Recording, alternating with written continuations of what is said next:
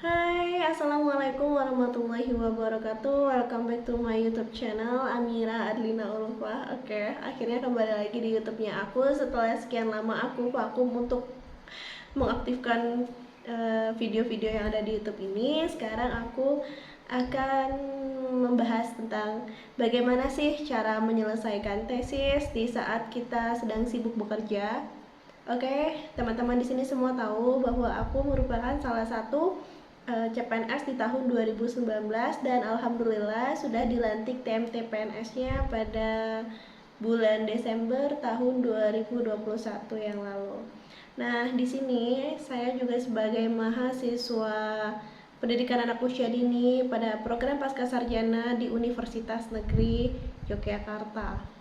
Saya merupakan mahasiswa pada tahun 2019. Waktu itu saya masuk di bulan Agustus. Sampailah di semester ketiga saya mengikuti kuliah dan menyelesaikan semua mata kuliah yang ada di sana, sehingga pada semester 4 di bulan Januari tahun 2020 saya mengambil cuti dikarenakan saya keterima sebagai CPNS di BKKBN. Kemudian saya melanjutkan kuliah saya lagi di bulan Juli tahun 2020 dengan harapan saya bisa menyelesaikan tesis ini di akhir tahun 2021 atau di awal tahun 2022. Dan alhamdulillahnya saya sempat mengerjakan tesis itu dimulai pada bulan September. Nah, awalnya saya tuh kayak ragu gitu, bisa nggak ya saya menyelesaikan tesis atau apakah saya harus bayar lagi nantinya. Tapi ternyata Allah berkehendak lain. Waktu itu September saya baru mulai menghubungi dosen pembimbing saya, padahal di situ saya sudah melewatkan 2 bulan ya, Juli dan Agustus.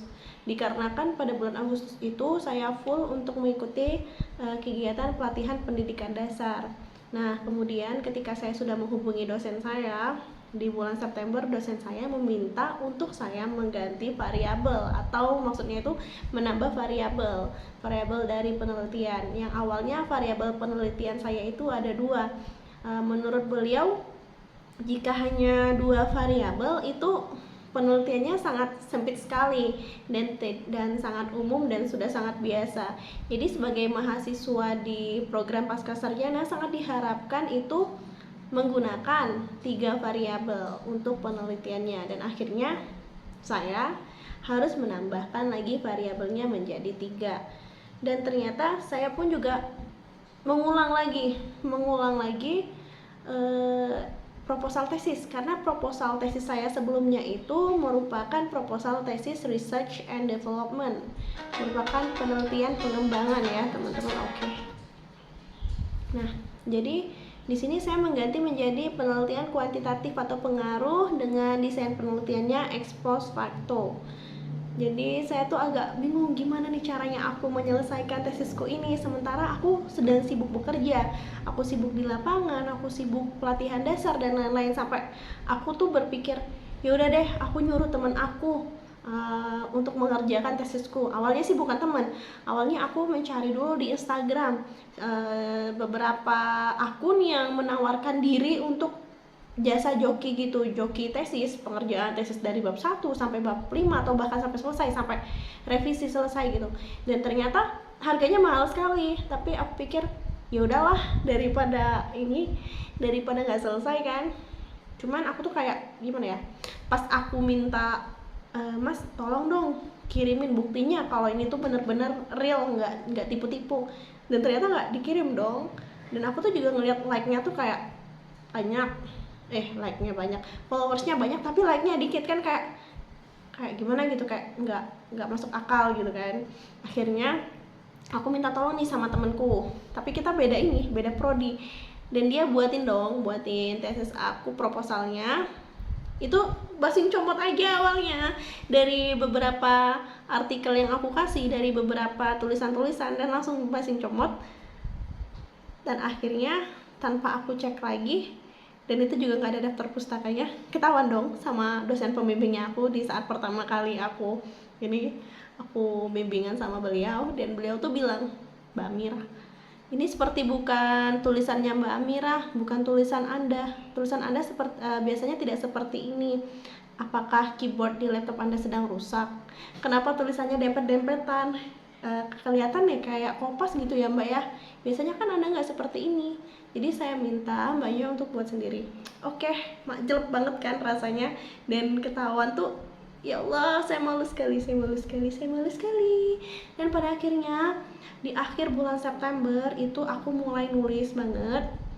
Aku mulai mencari waktu untuk menulis itu sendiri dengan mengumpulkan beberapa artikel, beberapa tulisan-tulisan tesis orang lain, seperti itu.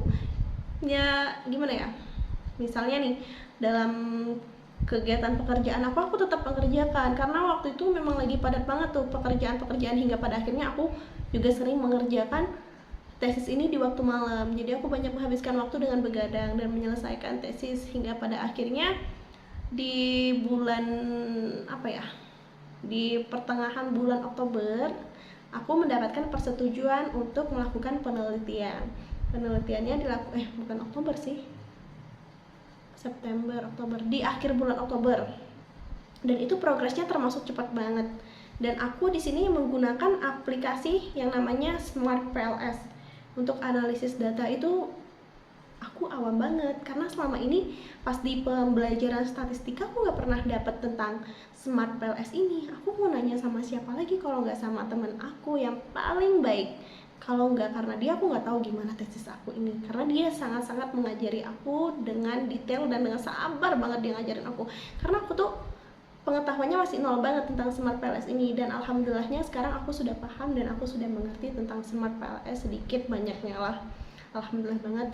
Dan intinya pada bulan November itu aku sudah melaksanakan penelitian kepada orang tua dan juga kepada anak dan juga kepada guru. Tapi ternyata populasi sampel yang aku gunakan itu terlalu sedikit, jadi hingga aku memperluas populasinya aku itu di satu kecamatan. Tapi nggak semua desa aku ambil. Kenapa? Karena jika aku mengambil semua desa, aku nggak sanggup pergi ke setiap desanya, dikarenakan kondisi geografis dan kondisi jalan yang tidak mendukung saya untuk pergi sendirian gitu.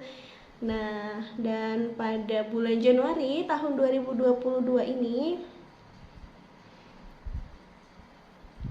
tesis saya disetujui oleh Bapak dosen, alhamdulillah, dan bisa mendaftar ke bagian akademik di FIP UNY untuk mengikuti ujian.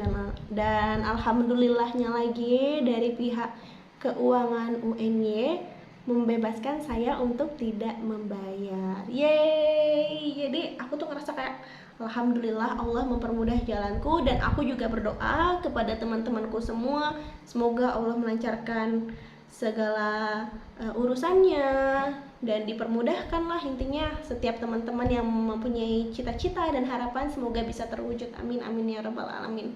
Pokoknya intinya itu adalah semangat dan tekad dari dalam diri kita, dan kita harus yakin kalau kita bisa. Memang sih jatuh bangun banget, dan memang rasanya tuh kayak berjuangnya tuh kayak aku susah banget mau jelasinnya. Sampai sekarang aku belum menyelesaikan revisi tesisku dan harus aku selesaikan di akhir bulan Februari ini. Mungkin aku akan mengikuti yudisium paling cepat Februari, atau paling enggak nantilah di bulan di bulan Maret. See you.